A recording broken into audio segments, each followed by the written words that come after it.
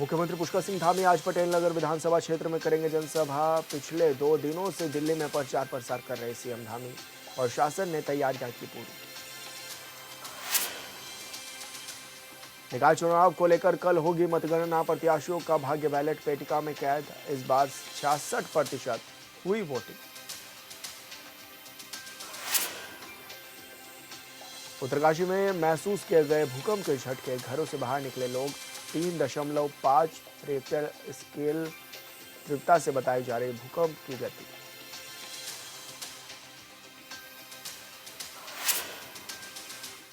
नमस्कार, hornbill TV देख रहे हैं आप। मैं हूं आपके साथ विशाल कर। बड़ी खबर का रुख करेंगे। उत्तरकाशी में भूकंप के झटके किए गए महसूस। सुबह सुबह भूकंप के झटके महसूस किए गए और लोग अपने घरों से बाहर भी निकले। अभी तक नहीं आई है कोई आधिकारिक रिपोर्ट। लोगों से सुरक्षित स्थानों पर रहने की गई अपील। भूकंप से हुए नुकसान की भी पड़ताल लगातार जारी।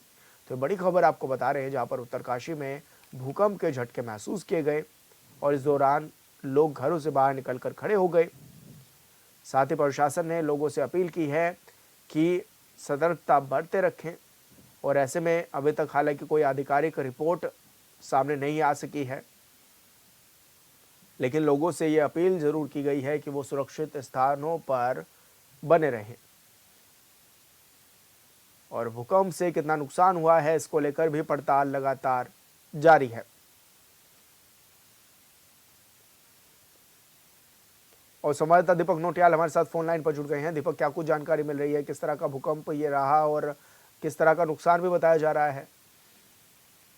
जी बिल्कुल विशाल, आपको बता दूं कि उत्तरकाशी जनपद में आज से सुबह जो है भूकंप के 2 बड़े झटके महसूस किए गए, क्योंकि भूकंप की तीव्रता जो 3.5 रिक्टर स्केल मापी गई और ये इसका जो केंद्र बिंदु था उत्तरकाशी जिला मुख्यालय के नजदीक तिलोत, और दूसरा जो झटका था उसका जो केंद्र बिंदु था वो जो है दयारा बुगेल के आसपास जो है बताया जा रहा है। जी तो ऐसे में प्रशासन ने क्या कुछ अपील की है लोगों से? किस तरह से सुरक्षित उनको रहने की हिदायत भी दी गई है?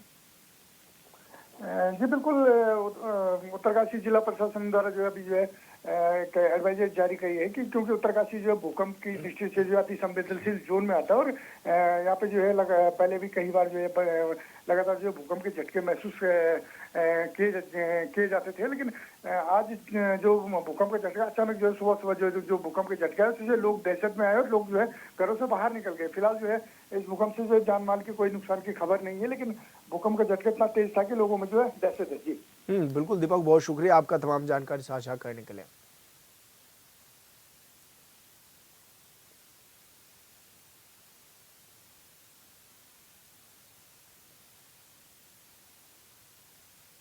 राष्ट्रीय खेलों का उद्घाटन करने के बाद प्रधानमंत्री नरेंद्र मोदी फिर फरवरी में उत्तराखंड आ सकते हैं।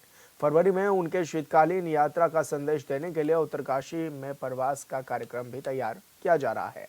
बता दें कि मुख्यमंत्री पुष्कर सिंह धामी ने दिल्ली प्रवास के दौरान पीएम से शीतकालीन यात्रा पर आने का भी अनुरोध किया था और यही माना जा भी रहा है कि पीएम राष्ट्रीय खेलों का उद्घाटन करने जब उत्तराखंड आएंगे तो इस दौरान वे शीतकालीन यात्रा पर भी जाएंगे। लेकिन आधिकारिक सूत्रों के मुताबिक प्रधानमंत्री शीतकालीन यात्रा के लिए दोबारा से उत्तराखंड आएंगे। मैं तो मीडिया के लोग पार्टी वाला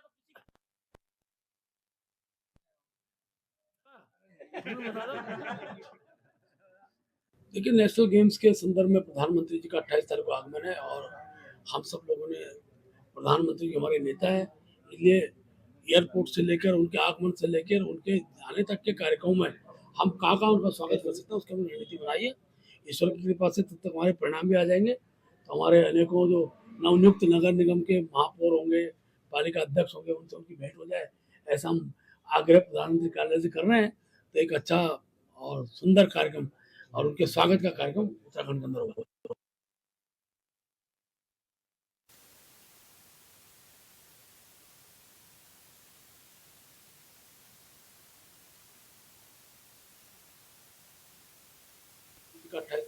तो फरवरी में प्रधानमंत्री उत्तराखंड आ सकते हैं। नेता है, शीतकालीन यात्रा का संदेश भी देंगे और ऐसे में शीतकालीन यात्रा भी जोरों शोरों से उत्तराखंड में चल रही है। राष्ट्रीय खेलों का भी आयोजन होने जा रहा है, जिसके लिए प्रधानमंत्री नरेंद्र मोदी उत्तराखंड में आएंगे और इसी के चलते प्रधानमंत्री नरेंद्र मोदी शीतकाल यात्रा के लिए भी उत्तराखंड आएंगे, जहां पर यह बताया जा रहा है कि उत्तरकाशी में वो प्रवास पर रह सकते हैं। हालांकि शीतकालीन यात्रा जोरों शोरों से जारी रहे, इसके लिए भी तमाम तैयारियां की जा रही हैं। यात्रियों को कोई असुविधा ना हो, उसके लिए भी तमाम पहलुओं पर चर्चा की जा रही है।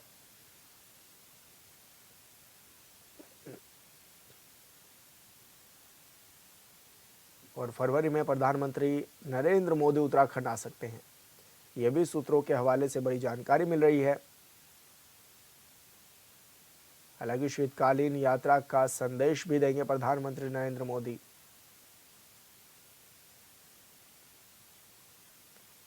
और संवाददाता अरुण सैनी हमारे साथ फोन लाइन पर जुड़ गए हैं। अरुण, क्या कुछ जानकारी मिल रही है, किस तरह का संदेश ये देने की कोशिश की जाएगी और प्रधानमंत्री कब उत्तराखंड आ सकते हैं शीतकालीन प्रवास के लिए?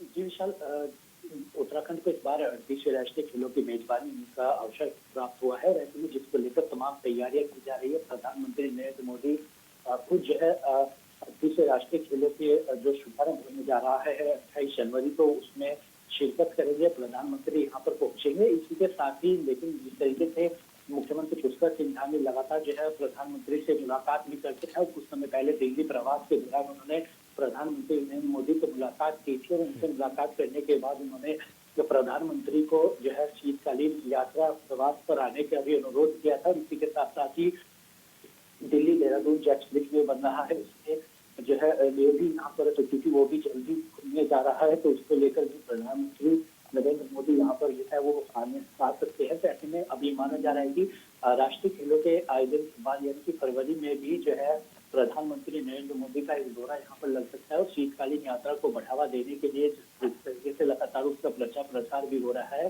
तो उसके लिए भी प्रधानमंत्री नरेंद्र मोदी यहाँ पर पहुंच सकते हैं और उत्तरकाशी में प्रवास भी जो है प्रधानमंत्री नरेंद्र मोदी वो कर सकते हैं, ताकि शीतकालीन यात्रा को बढ़ावा मिले। और जिस तरीके से, क्योंकि जो प्रधानमंत्री नरेंद्र मोदी का विजन है कि 2025 तक उत्तराखंड को देश के अग्रणी राज्यों में शामिल करना है, और जिस तरीके से प्रधानमंत्री नरेंद्र मोदी लगातार अपने भाषणों में कहते हुए सुनाई भी देते हैं, जिससे वो कहते हैं कि आने वाला दशक जो है वो उत्तराखंड का होगा, जिसके लिए तमाम कार्य किए जा रहे हैं। तो ऐसे में प्रधानमंत्री का एक विशेष लगाव उत्तराखंड से देखने को मिलता है। तो ऐसे में वो शीतकालीन यात्रा को बढ़ावा देने के लिए प्रधानमंत्री नरेंद्र मोदी कब यहाँ पर पहुंचते हैं, यह तमाम कार्यक्रम आगे देखने वाले हैं। लेकिन अरुण, ऐसे में कितना उत्साह भी देखा जा रहा है पार्टी कार्यकर्ताओं में, क्योंकि जब जब प्रधानमंत्री नरेंद्र मोदी का दौरा होता है तो काफी उत्साह देखा भी जाता है पार्टी के नेताओं में। विशाल, बिल्कुल देखिए, जब प्रधानमंत्री नरेंद्र मोदी उत्तराखंड पहुंचते हैं तो ऐसे में कई लोगों में काफी उत्साह भी देखने को मिलता है। जिस तरीके से उन्हें सुनने के लिए लोगों की भीड़ भी जमा होती है और ऐसे में जो है भाजपा कार्यकर्ता भी काफी तैयारियां करते हैं, उनमें भी काफी उत्साह देखने को मिल रहा है। भारतीय जनता पार्टी के कार्यकर्ताओं में खुशी भी है। इस तरीके की तमाम कार्यक्रम जो तैयार होते हैं, उसको लेकर भारतीय जनता पार्टी के कार्यकर्ता भी तमाम तैयारियां करते हैं और ऐसे में तमाम तैयारियां प्रधानमंत्री कार्यक्रम को लेकर की जा रही है। बिल्कुल अरुण, बहुत शुक्रिया आपका तमाम जानकारी साझा करने के लिए। कांग्रेस नेता और पूर्व मुख्यमंत्री हरीश रावत के बेटे वीरेंद्र रावत भगवानपुर पहुंचे, जहां वो विधायक ममता राकेश के साथ धरने पर बैठ गए। बता दें कि वोटर्स पर लाठीचार्ज के बाद ममता राकेश ने नाराजगी जताई और वो पुलिस और प्रशासन की इस बदसलूकी से काफी दुखी भी हुई। वहीं विधायक के साथ भारी संख्या में लोग फोरलेन के सर्विस रोड पर धरने पर जा बैठे और प्रशासन पर संगीन आरोप भी लगाते हुए नजर आए।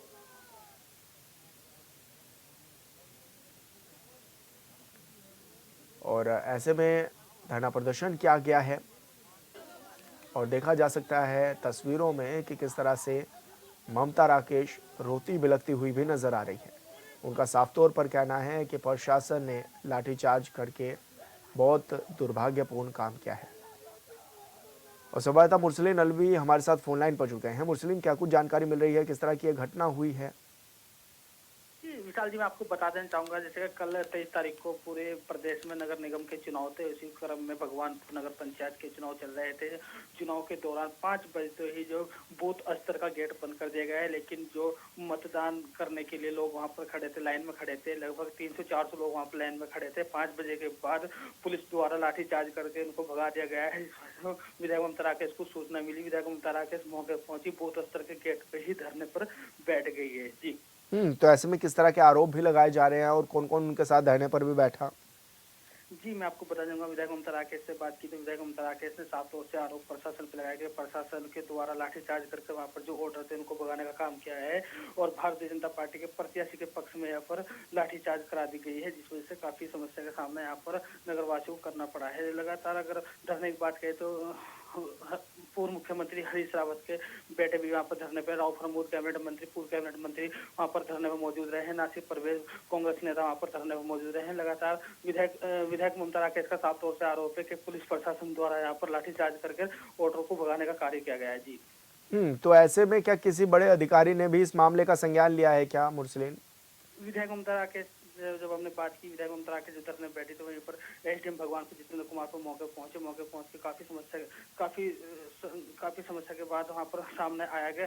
विधायक ममता राकेश ने लगातार उन पर शिकायत दर्ज करने के बाद एसडीएम साहब ने साफ तौर से बताया कि जो भी इस पे कार्रवाई होगी, जिसने भी जांच करने के बाद जो भी इस पे कार्रवाई होगी, कड़ी से कड़ी कार्रवाई की जाएगी। जी, बिल्कुल मुरसलीन, बहुत शुक्रिया आपका तमाम जानकारी साझा करने के लिए। रानीखेत चिलियानोला नगर पालिका नगर निकाय चुनाव में सभी 7 वार्डों के सभासदों और अध्यक्ष पद के लिए लगभग 65% वोट डाले गए हैं। वहीं सभी प्रत्याशी अपनी अपनी जीत का दावा करते हुए नजर आ रहे हैं। साथ ही मतदाताओं ने कहा है कि वो नगर पालिका के लिए एक ऐसा अध्यक्ष चुनेंगे जो नगर पालिका का विकास करे, नगर पालिका में पेयजल की समस्या समेत अन्य समस्याओं को भी दूर करे।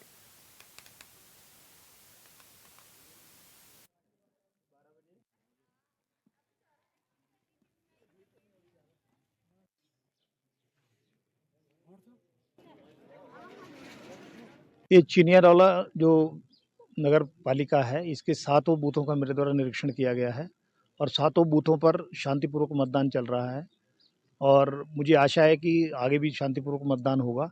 और हमारा जो पुलिस बल है वो बिल्कुल मुस्तैद खड़ा हुआ है, अपने काम ड्यूटी के प्रति सजग है और इलेक्शन में को सकुशल और निर्विघ्न रूप से संपन्न कराने के लिए हमारा फोर्स कटिबद्ध है।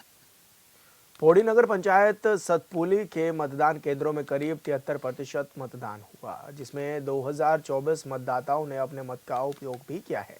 नगर पंचायत सतपुली के अध्यक्ष पद और वार्डों में कांग्रेस और बीजेपी के प्रत्याशियों के बीच सीधी टक्कर भी बताई जा रही है।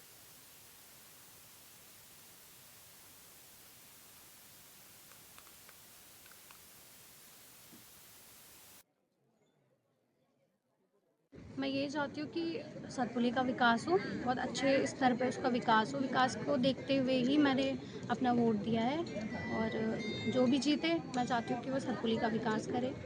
बस इस बात तो सुविधाएं जो है कि अगर लड़कियों के उससे देखा जाए तो सुविधाएं बहुत है, क्योंकि बच्चे जो है कॉलेज के लिए आते हैं, बहुत दूर दूर से आते हैं। कई बार परिवहन की व्यवस्था नहीं है, बच्चे सही समय पर कॉलेजों में नहीं पहुंचते हैं। कॉलेजों की आप हालत देखिए, वहाँ पे पुस्तकालय देखिए, और ये सब चीज़ें हैं जो मुझे लगता है कि आने वाला जो भी प्रत्याशी है जिनको मैंने चुना है, मुझे लगता है कि वो करेंगे, इस चीज़ पे गौर करेंगे और इस चीज़ का विकास देखो, होगा। मैं ये तो नहीं बता दी कि ये वोटरों की दिक्कतों के कारण से कभी वो जाते हैं घर में और नहीं मिल पाते लोग ना, तो कमी यहाँ भी है।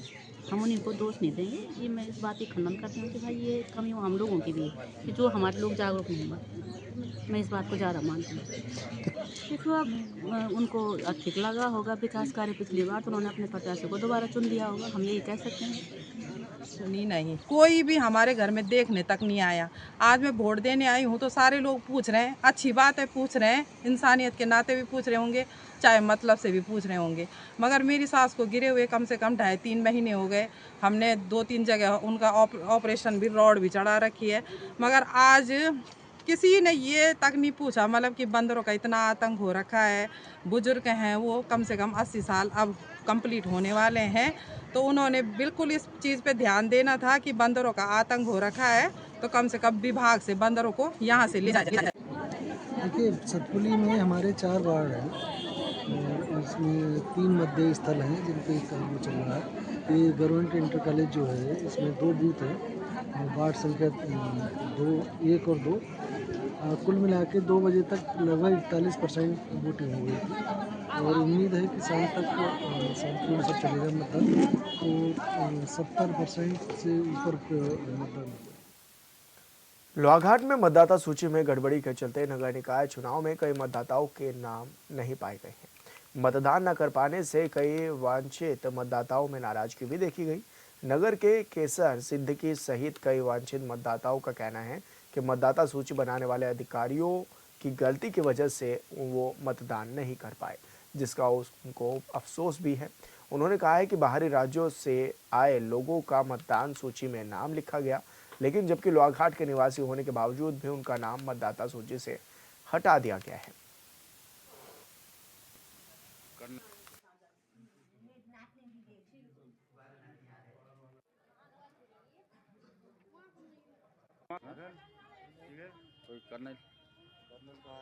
कि हम इतने पुराने बासिंदे यहाँ लोहाघाट के, लेकिन अफसोस इस बार हमारा नाम कटा हुआ है और हमारा ही नहीं वरन कई लोग हैं जिनके नाम वोटर लिस्ट से गायब है। ये बीएलओ की कुछ कमी है और शायद इसमें उदासीनता, सरकार की उदासीनता। तो निकाय चुनाव में कर्मचारियों की लापरवाही ये सामने आई है, जहां पर कई लोग अपने मतदान का मताधिकार का प्रयोग नहीं कर सके और उनका साफ तौर पर यह कहना है कि बाहर से आए हुए लोगों का मतदान सूची में नाम था, लेकिन जो स्थानीय लोग हैं उनका नाम मतदाता सूची से ही गायब रहा। ऐसे में वो अपने मत का उपयोग नहीं कर पाए, जिसका उनको अफसोस भी है और वो सरकार की और खेल जो अधिकारी हैं उनकी चीज़ों पर भी, उन पर भी सवाल खड़े करते हुए अब नजर आ रहे हैं। देहरादून के मोखमपुर फ्लाईओवर के पास देर रात भीषण सड़क हादसा हो गया। जानकारी के अनुसार कार में सवार 3 लोग नशे में धुत थे और तेज रफ्तार से गाड़ी चला रहे थे। इस दौरान गाड़ी अनियंत्रित होकर डिवाइडर से टकरा गई, जिससे कार पूरी तरह क्षतिग्रस्त हो गई। हादसे के दौरान स्थानीय लोगों ने मौके पर पहुंचकर पुलिस और एम्बुलेंस को इसकी सूचना दी और तीनों घायलों को अस्पताल में भर्ती कराया है।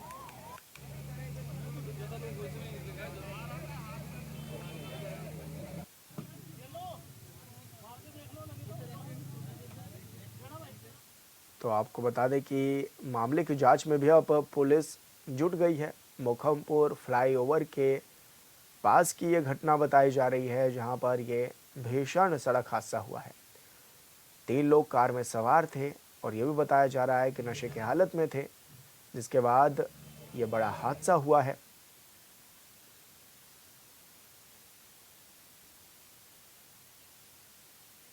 और ऐसे में कहा जा सकता है कि मामले की जांच में भी अब पुलिस जुटी हुई है। तो मोखमपुर फ्लाईओवर के पास ये बड़ी दुर्घटना हुई। इस दौरान 3 लोग घायल भी हुए और तीनों को अस्पताल में भर्ती भी कराया गया है, जहां पर उनका इलाज भी जारी है। वहीं पुलिस भी मौके पर पहुंची और ये भी बताया जा रहा है कि जो 3 लोग कार में सवार थे वो नशे में धुत थे और यही वजह बताई जा रही है कि ये बड़ा हादसा हुआ। हादसे के बाद लोगों ने इसकी सूचना पुलिस को दी और तत्काल मौके पर पुलिस की टीमें पहुंची। इसी के साथ ही एम्बुलेंस की टीमें पहुंची और फिर इन तीनों को अस्पताल में भर्ती कराया गया है।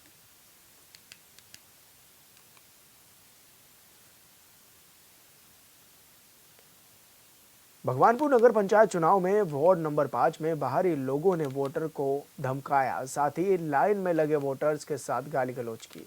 कांग्रेस नेताओं का आरोप है कि सत्ता पक्ष दबाव की राजनीति कर रहा है, वहीं पुलिस मूक दर्शक बनकर सब कुछ देखती रही।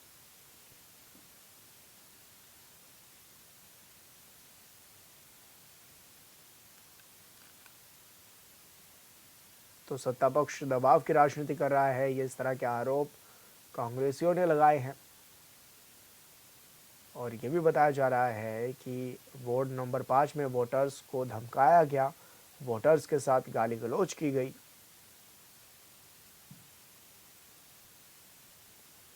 नगर निकाय चुनाव के दौरान मसूरी में सुरक्षा व्यवस्था के बीच मतदान संपन्न हो चुके हैं। वहीं मतदान के बाद बुजुर्ग, युवाओं और महिलाओं में काफी उत्साह भी देखने को मिला है।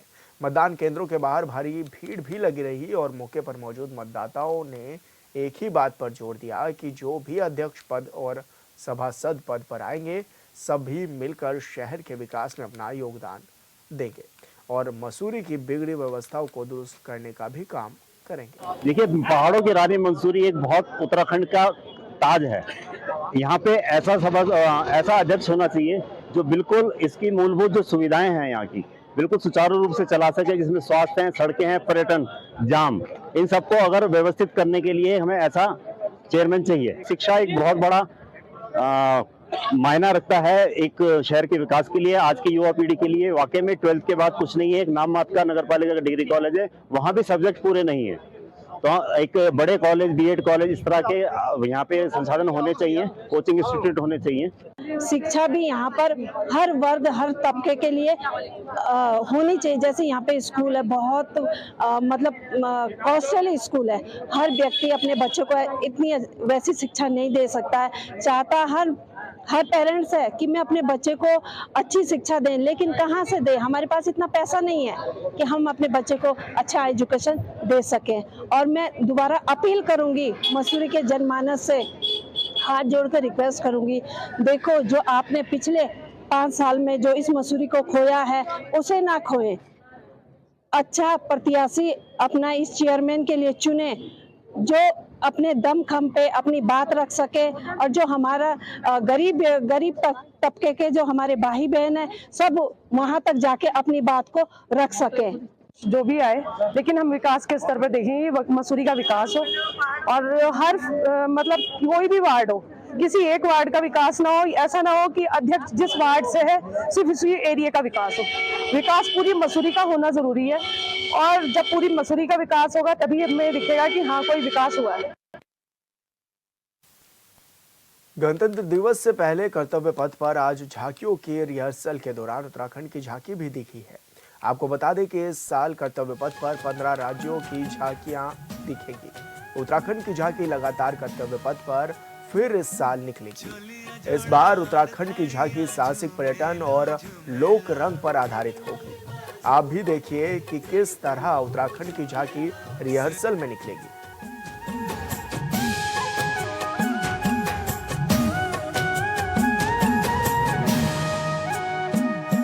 छोलिया जोड़ा और थाड़िया झूमेलो झूमेलो,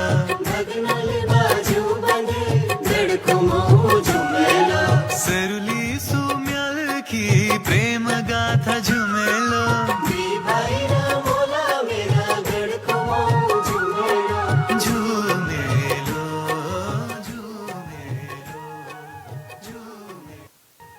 और फिलहाल इस बुलेटिन में इतना ही। आप देखते रहिए हॉर्नबिल टीवी। नमस्कार।